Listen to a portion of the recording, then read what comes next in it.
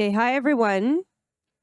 For those who didn't hear the previous panel, my name is Alexandra, and I'm the co-founder and CEO of SEAMM. SEAMM is a digital fashion platform where we merge the Web3 and Web2 worlds together. And our goal was always to bring together the best digital fashion solutions to the traditional fashion industry. So during the past couple of years, SEAMM presented several key solutions. First of all, its very first fully Phygital marketplace, where every physical item has a digital twin. The other solution we have was the white label solution, a separate one for those brands who want to stand out. On the platform, every physical garment has its own digital twin, which includes all the best features that digital fashion has to offer. 3D rendered digital twin, AR try-on lens, game skins, NFTs, gifting, and much more. But essentially, with all that, we understood that there is one key feature that we were missing, and that was the digital product passport. So if you scan the QR code on the screen, you'll get redirected to the app. So the app is available both Google Play, App Store, and we also have a web version. So all the coolest features are available throughout both. Going back to the digital product passport feature, so back last year, we understood that there's a big missing thing we have. And because the European Union announced the new regulations that are expected to come into effect as soon as 2026-27, which is just in 18 months, it's really important that brands start adapting to it now. The digital product passport means that every single physical item that is sold within the European Union has to have its digital identity, which means that the digital twin should contain all the information about the product starting from production until the disposal. So that is just the first option which they are proposing. And if brands actually need to collect all that information, present it, and showcase it, it's important we help them and we start now. So again, why digital product passports?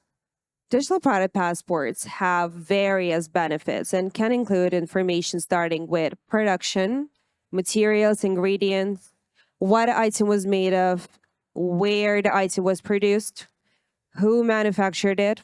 And all that information is really transparent, and it does help the consumers make well-informed choices.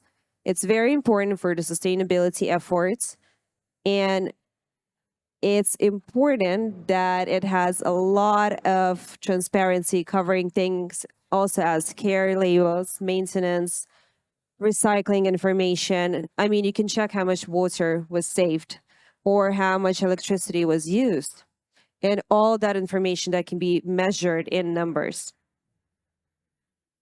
So it's really easy for the users to claim the digital product passport to get access to it, starting by scanning a QR code or an NFC chip, or even just having the product tag.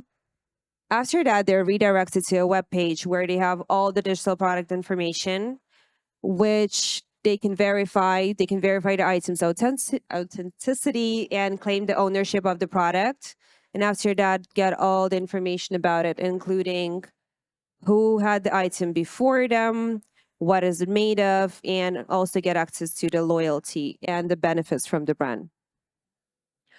So here's just a very good example of how the digital product passport looks. That's one of them that we created for a brand we work with. It has all the information about the care label. So in case you cut off the care label or you lose the tag, you will have it forever in your digital product passport. So where actually should you dry clean the item? Where can you repair it? So you have all this information held in one place.